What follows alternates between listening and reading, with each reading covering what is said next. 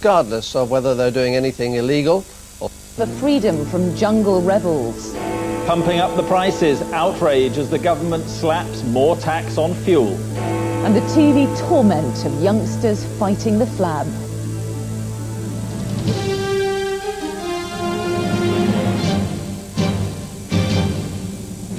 The ITV Evening News with Mark Austin and Mary Nightingale.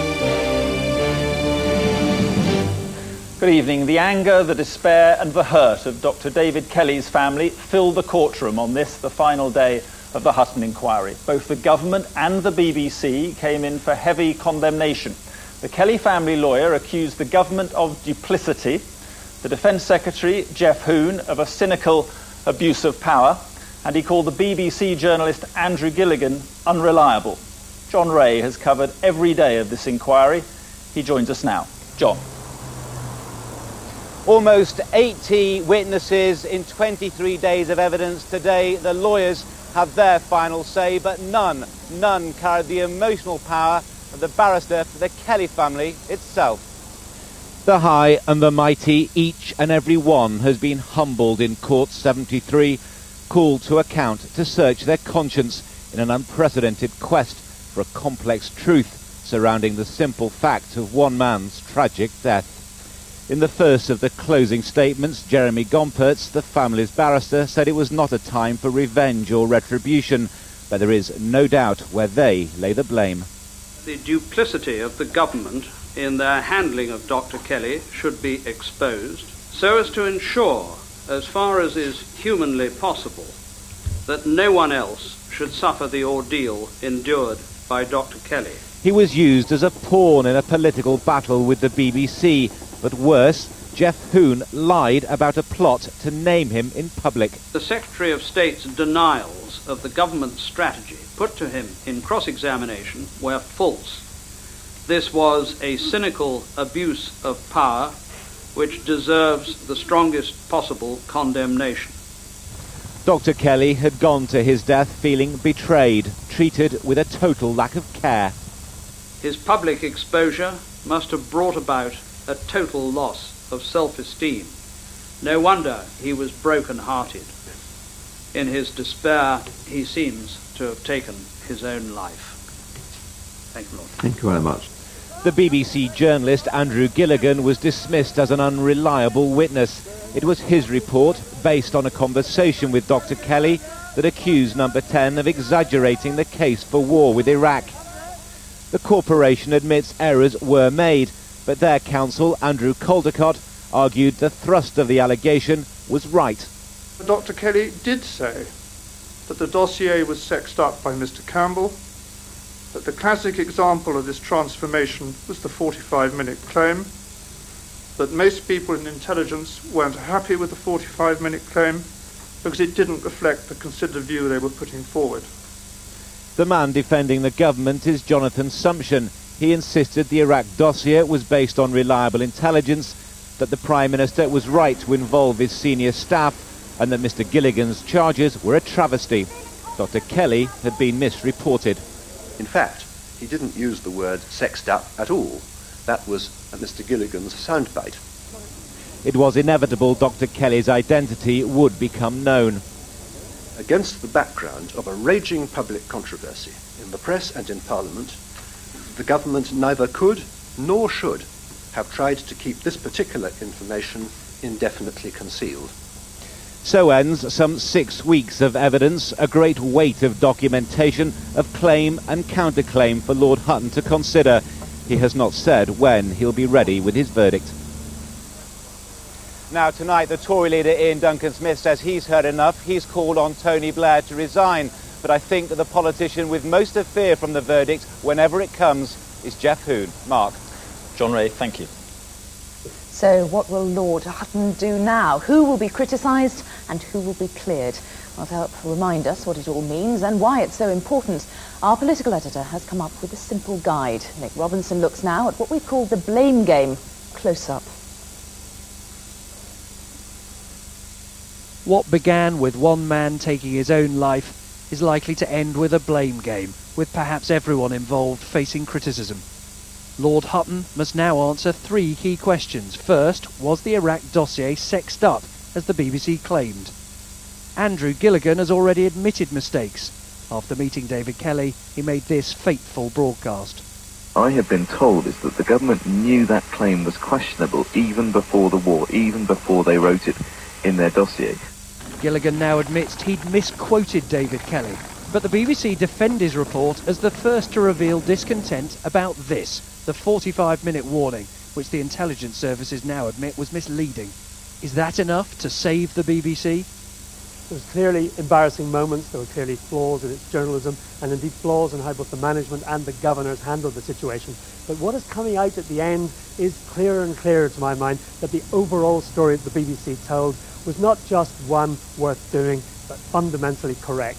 That may not be enough for Andrew Gilligan. His repeated errors and the anger of the Kelly family make his future at the BBC look uncertain. What of Alastair Campbell, the man accused of sexing the dossier up, who called that a lie? He'll have to hope that Lord Hutton agrees. Any criticism of the dossier will inevitably rebound on John Scarlett, the head of the Joint Intelligence Committee. He insists that he was in charge, but the row has already damaged the credibility of the intelligence services and him. The next question for Hutton is whether the BBC should have backed down. These 3 men, the corporation's head of news, its director general and its chairman, all vigorously defended a report they didn't fully check. Greg Dyke admits he didn't hear Gilligan's story for weeks. Gavin Davis that he never investigated it. No one at the BBC had read their own reporter's notes. I don't think the finger of blame is going to be pointed at any one place. It's more likely to be editorial processes and the flaws within that. The BBC has promised to change the way it reports stories and answers complaints, but ironically its structures are ultimately in the government's hands. The final key question is, did the government name Dr. Kelly? Facing the blame for that are the Defence Secretary, Dr. Kelly's ultimate boss, and Alastair Campbell, whose private diaries appeared to contradict this public claim by Jeff Hoon. I'm not aware that his name was leaked. It was certainly not leaked by me, and I assure you that we made great efforts to ensure Dr. Kelly's anonymity. So how then did Dr. Kelly end up live on television, receiving a parliamentary grilling? If I were Defence Secretary today, and I found one of my officials having been able to argue inside the department his point, then took it outside to the BBC, I'd be very disappointed. And I wouldn't feel the need to protect that person's anonymity. But on the other hand, the way that Jeff Hoon and his officials decided to leak the name of Dr. Kelly was really very shabby. Not true and not me, says an already damaged Defence Secretary whose future in government looks uncertain. Alastair Campbell has already left, so it's only his reputation at stake. Above them all, of course, the Prime Minister, whose war and dossier this was. He is already paying a heavy price. Lord Hutton alone won't decide the outcome of the blame game. He'll criticise, but as to whether people resign will be a matter for their consciences, their bosses, and of course public opinion. In the end, there's only one real loser though, David Kelly himself. Nick Robinson on the blame game in the Hutton inquiry. It's already being called the Great Escape. A young British man has been talking about how he jumped for his life into a ravine to get away from Colombian kidnappers. Matthew Scott had nothing to eat for the first 12 days, and after that only soup, a few beans and 3 oranges. When he spoke to his parents back in Britain, he said he was dying for a baked potato. Paul Davis reports. The broad smiles of a relieved mum and dad say it all, as James and Kate Scott celebrate a happy ending after 2 weeks of waiting and worrying at the Scott family home in South London. This is the reason for their joy. Looking remarkably fit despite being temporarily confined to a Colombian hospital bed, their son Matthew, who's well enough to tell the Colombian authorities about his escape from armed kidnappers. Using the Spanish he's learnt during his time in Colombia, Matthew Scott tells a remarkable story. His break for freedom from the guerrillas who'd marched him and 7 other foreign tourists into these mountains comes straight from the pages of a boy's own adventure. Matthew escaped by leaping down a steep ravine, as he was being led along a jungle track by his kidnappers. Alone in the jungle, he wandered for days, cut and bruised but refusing to give up. He eventually found a village of native Indians who gave him herbal medicine and fed him soup, beans and oranges. It's a story the Matthews family is still taking in. We jumped up and down and we hugged each other. And then we opened some champagne rather quickly. But we didn't believe it. I mean, I still don't believe it. Back in Colombia's Sierra Nevada mountains, the search goes on for the remaining hostages, including Mark Henderson, whose family live near Harrogate in Yorkshire. We're delighted to hear the news that Matthew is safe and will soon be reunited with his family. We spoke with James Scott last night and again this morning, but our thoughts are with Mark and the other hostages and the families and friends of the hostages. The Scotts will of course be having a celebration here just as soon as Matthew gets home, but they are determined that in their happiness they won't be forgetting the other families who are still going through the ordeal. Paul Davis, ITV News, South London. Now, if it feels like every time you fill up the car with petrol it costs you more, you may well be right. And prices are set to go up yet again. The government insists it's not a new increase. It was announced in the budget, they say, but delayed by the war on Iraq. Petrol will go up by 1.5 pence a litre. That's nearly 7 pence a gallon. And with cuts in production around the world, this may just be the start of it. Well, Joyce Sahaja is at a petrol station this evening. Joyce.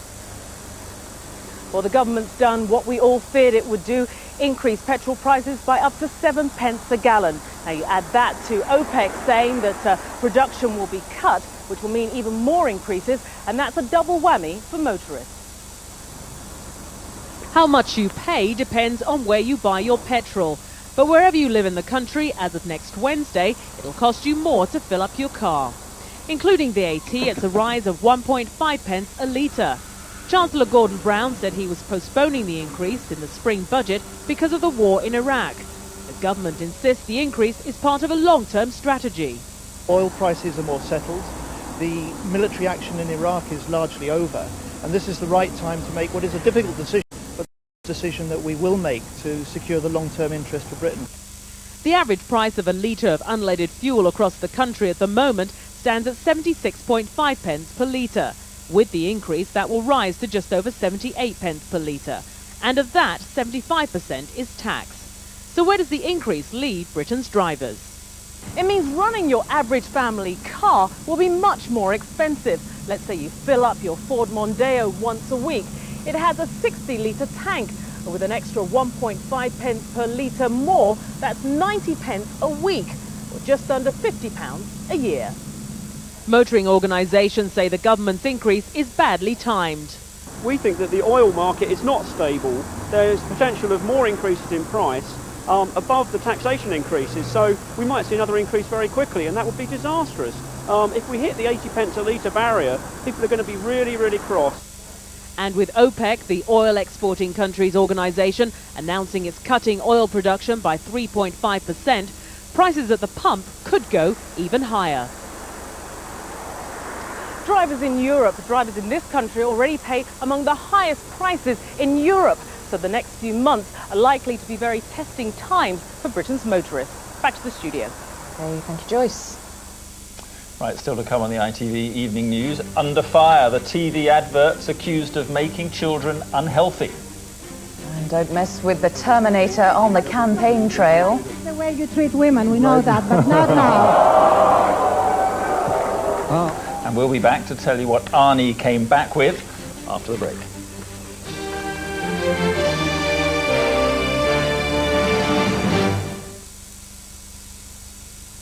Hurry up, Leslie! It's the Homebase furniture sale, and this bunk bed is now half price. Plus, there's an extra 10% off furniture until Sunday. Homebase. How far has he come? Where does that go? What does that feel like? Where will your curiosity take you?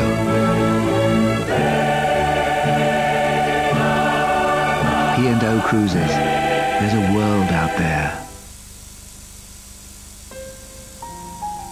At Currys now, the Toshiba 42-inch rear projection TV. It's pure flat screen and brilliant stereo sound. Put cinema screen entertainment in your home. It was 1,299. It's now only £999. Cheer up, that's 300 quid off. And there's £100 off this Toshiba Home Cinema kit. It's down to only £199. Terror Zombies 2. Seen it. Girl always casting prizes.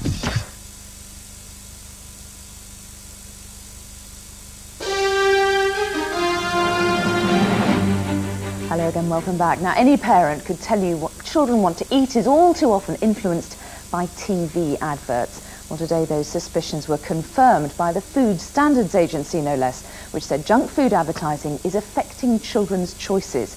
It had particular criticism for what it called the Big Four: sugary breakfast cereals, sweets, soft drinks and snacks. A quarter of all children are now overweight or even obese. And perhaps it's no wonder more advertising is targeted at British children than in any other European country. 10 children's food adverts an hour during certain programmes. Well, our medical correspondent Sue Saville is at the home of one family who know all too well the power of TV advertising. Sue. Yes, Mary, we join the Glassett family at their TV dinner, a family that now know only too well something of the power of TV advertising, as 13-year-old Jack here thinks that some of the adverts have helped him overeat in the past. It's something he's now trying to tackle, and this is Jack's story. I'm Jack, I'm 13 and I've lost 1.5 stone. Eating the wrong sort of foods has helped Jack become overweight. He spent 6 weeks at a fat camp this summer trying to learn better habits. He's recording a video diary of his progress for us. My weight is doing fine this week. I haven't lost none. I haven't put none on. So I'm hoping, fingers crossed, that I've lost weight this week. I've been going to the gym 3 times a week. I've been swimming, and I'm also doing swimming, football and tennis, and lots more. A tacker snack and all this in a handy grab bag. Hurrah! These adverts were all featured within an hour of children's television yesterday evening. The foods promoted tend to be of higher sugar, salt or fat content. Today's report confirms that TV adverts do have a powerful influence on children's choices. Another Kellogg's Crunchy Nut. It's a fact that Jack's mother, like many other parents, knows only too well. It's a big impact. I mean, when you come down aisles like this and see all the brightly coloured foods, and I mean the pulling power from the television adverts is amazing, and he just wants to try them all. Such is the proven pulling power of TV advertising that some campaigners now want the promotion of foods to children to be regulated further or even banned. Food manufacturers, though, say their products can be part of a healthy, balanced diet, and they do not condone excessive consumption. Jack's time at a fat camp has taught him to try to resist the lure of advertising. Before camp, I saw these adverts on telly featuring sweets and that, and it made me want to go out and buy it. But now after camp, it's all gone over my head and telling me not to buy it because I know it made me put on weight. But not all children are even so aware of the power of TV persuasion. And on the question of whether there should be tighter regulation of TV adverts aimed at children, the Department of Health said this afternoon that they would consider carefully before making any further comment on policy. Mary. Sue Saville, thank you. How many more women has the Costa killer attacked? That's the question detectives here are asking tonight after a British woman claimed today she was attacked by him in the 80s. 5 more women have also come forward in Spain, where Tony King has already confessed to 2 murders. Here, Scotland Yard has set up a hotline for anyone else who thinks they were a victim. Colin Baker reports. Slowly unravelling the sinister history of Tony King, revealing a serial offender who seems to have relentlessly targeted and attacked women since his teens. Now 38, is in jail in Spain, having allegedly confessed to killing 2 girls, both teenagers.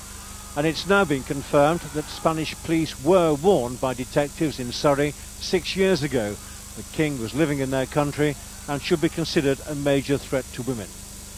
Now in custody, he'd been working as a barman between Marbella and Malaga.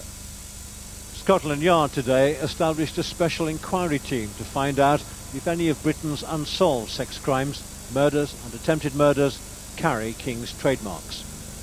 The first step for the new inquiry team will be to draw up a timeline for Tony King. That's a detailed life profile from his birth to present time. They will then look at his years of freedom, and they will look at all and any unsolved crime in those years which may match his MO. But more importantly today for Scotland Yard, they now have in their possession for the first time Tony King's DNA profile. That DNA sample provided by the Spanish police is now being run through the National Data Bank, and results should be known within 2 weeks. I think Scotland Yard are anxious not necessarily just to clear up unsolved crimes. They're anxious to identify crimes this person may have committed on behalf of the victim. Scotland Yard says 5 British police forces have already made contact with detectives from the new squad. Colin Baker, ITV News, Scotland Yard. The United Nations said this evening it's pulling some of its staff out of Baghdad because of the security situation. It blames attacks on its headquarters building, like this one 5 weeks ago. 19 of the 100 or so UN staff in Iraq will go to Jordan. Others will probably follow later. And here, the toddler abandoned in his pushchair at a hospital has been reunited with his mother. Police say the mother will not be charged. The Lib Dem leader Charles Kennedy tried to cash in on Tony Blair's problems today in his big party conference speech. With Iraq, the Hutton inquiry and the opinion polls all undermining the Prime Minister, Mr Kennedy seized his chance. The government is shock-soiled, he said. His is the party of the future. Angus Walker is in Brighton. Angus. Well, Charles Kennedy said he'd use his closing speech at his party conference to take the fight to the government. He sees the Prime Minister reeling from round after round of difficult problems, and the Lib Dem leader wanted to take his gloves off and try to land some heavy blows. The Daily News from Iraq, the seemingly fruitless search for weapons of mass destruction, and the Hutton inquiry gave Charles Kennedy last-minute chances to take closer aim at a government he says got it dreadfully wrong on war and is now failing to win the peace. I think everybody's enjoyed themselves. The momentum of last week's by-election victory in Brent East, followed immediately by the party conference, gifted the Lib Dem leader a golden opportunity to grab attention, and he used the platform to launch an outspoken attack on Tony Blair. Absolute power, when it's secured on the back of massive parliamentary majorities which don't reflect the balance of political opinion in the country, that can and does corrupt, absolutely. Corruption is a dirty word in politics, but Mr Kennedy said the government is shop-soiled. This is supposed to be a parliamentary democracy that we're living in our country. And what we've seen instead is a small clique driving us into war, disregarding widespread public doubts. That is not acceptable to the people of Britain. Headlines which paint a picture of a wounded Prime Minister might have encouraged the timing of Mr Kennedy's attack. According to an opinion poll, Mr Blair's popularity is falling. In April, 49% of people questioned said they were satisfied with the Prime Minister. 42% said they weren't. In June, the number happy with Mr Blair dropped. More than half were dissatisfied. Now the figure has plummeted. Only a third satisfied, a massive 61% unhappy. This weekend, another peace protest in London. Maybe 1 million won't turn out again, but Mr Kennedy's own anti-war stance means he'll repeat his attacks. Well, at the end of this week, the Lib Dems will also have to put up with intense media scrutiny, because along with the extra attention they've gained, they're likely to face tough questions about what the party actually stands for. Angus Walker, thank you. Tonight's headlines. The lawyer for Dr David Kelly's family has condemned the government, the Defence Secretary Jeff Poon and the BBC on the final day of the Hutton inquiry. The British backpacker Matthew Scott has been talking about how he escaped from armed kidnappers in Colombia. And petrol is going up next week by almost 7p a gallon. And finally, in his films, no one takes on the Terminator and lives, but in his new political career, Arnold Schwarzenegger is trying a different approach. And he was criticised during his first TV debate. He went for jokes, not the jugular, as Robert Moore reports. Believe it or not, these are all candidates for Governor of California. Politics, Hollywood, show business, all merging in this most bizarre of elections. Solar power. Last night, the frontrunners clashed in a TV debate. All eyes on Arnie's performance. In California, we have a three-strike system. You guys put wool over the people's eyes twice. The third time, now you're out. On October 7th, you guys are out. It's that simple, okay? He went unscathed until the old accusation re-emerged that he is sexist. Come here, let me You're talking finish. about the Let car me tax finish. right now, not about Let me education. finish. I You mean, know, that this will is get completely later. impolite. This is the way you treat women. We know that, but not now. On this stage, Schwarzenegger had no weapons at his disposal except the one-liner, accusing Ariana Huffington of paying no personal taxes. Ariana, let me just say one thing. You personally, your personal income tax have the biggest loophole. I can drive my Hummer through it. That's how big the loophole is. Let me tell you something. I just realized that I have a perfect part for you in Terminator 4. That's it. Early polls suggest Arnie did come out best from the debate. 12 days to go and we could have the Terminator running America's biggest state and the world's fifth biggest economy. We can do it. We can do it. And I believe that we are the luckiest people on earth. In California, as Arnie often says on the campaign trail, anything is possible. Thank you. Robert Moore, ITV News, in the United States. And that is the evening news. Trevor McDonald's here. Later with tonight's news at 10. Bye-bye. Bye-bye.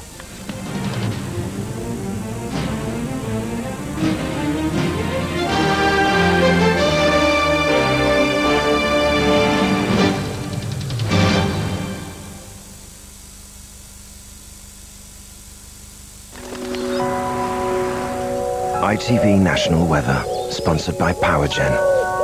PowerGen. Power in good hands. Hello, good evening. Well, it's been a wet day in much of Scotland this afternoon. That remains the case tonight. 1 or 2 hefty bursts thrown into that. And it's a case of clear slots, clear skies either side. Temperatures take a bit of a dip as a result, well into single figures, and we see some mist in the south by morning. So this mist disappears fairly promptly, and a bright start to the day, albeit a chilly one. That's either side of this band of cloud and rain. And during the course of the day, this continues pushing southeastwards all the while, tending to fizzle out as it goes, and very, very patchy indeed by the time it reaches the southeast itself later on in the day. So with our temperatures tomorrow, a high of 18, 64 in Fahrenheit, but not feeling quite as warm as today, what with all the cloud and a bit of rain thrown in as well. That's all from me. Join me later for an update.